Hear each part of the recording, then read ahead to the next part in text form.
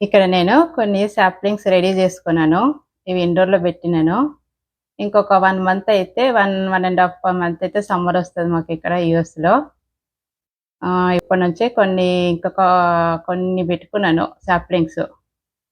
ఇప్పుడిప్పుడే కొంచెం temperature rise అయితున్నది. Almost ఇంకా 2 వీక్స్ లోపల ఇంకా కొంచెం బాగుంటుంది. 70 ఫారెన్‌హీట్‌లో వస్తుంది.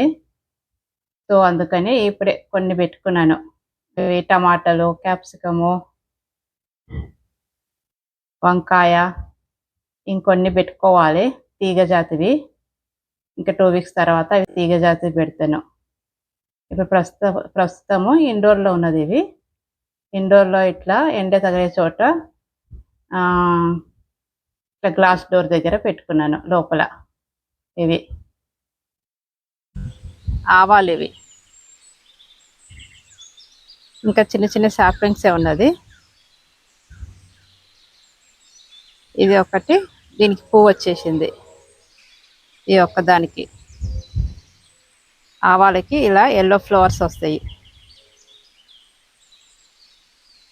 ఆవాల ఆకులని ఆకుకూరలాగా కూడా వాడుకోవచ్చు. లేకపోతే దేంట్లోనన్నా సొరకాయ చేసేటప్పుడు ఇంకేదన్నా కాయగూరలు చేసేటప్పుడు కూడా దాంట్లో వేసుకోవచ్చు. బాగుంటుంది కర్రీ అట్లా వేసుకుంటే. ఇది చూడండి, ఇది నిమ్మకాయ చెట్టు. ఈ చెట్టుకి ఇప్పుడే ఇంకా పూత వచ్చింది. చూడండి పువ్వు ఎంత బాగుందో.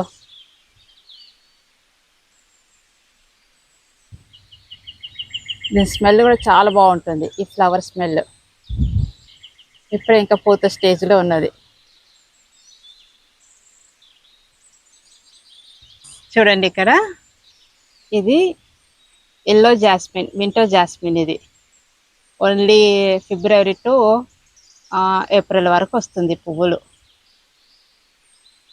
దీని స్మెల్ కూడా బాగుంటుంది. ఫ్రాగ్రెన్స్ ఫ్లవర్ ఇది.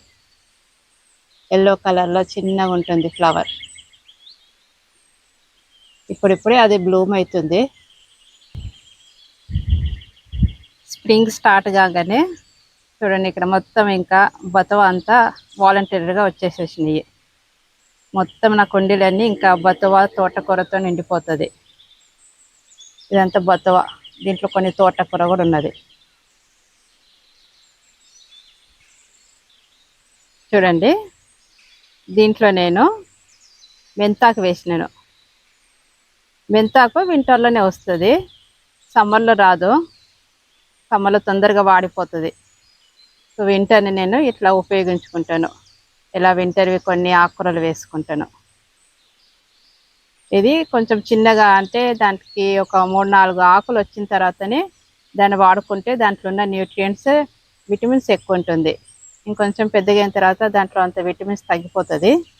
సో ఇట్లున్నప్పుడే దాన్ని వాడుకుంటాను నేను.